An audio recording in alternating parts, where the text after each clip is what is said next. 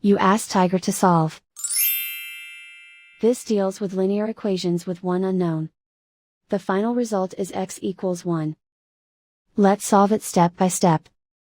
Group all x terms on the left side of the equation. Add 6x to both sides. Group like terms.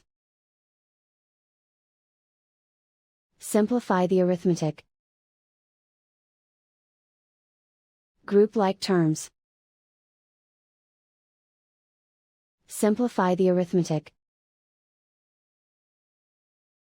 Group all constants on the right side of the equation. Subtract 3 from both sides. Simplify the arithmetic.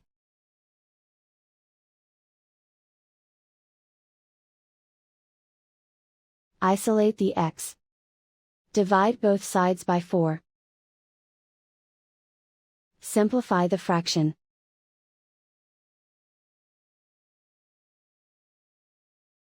And so the final result is x equals 1.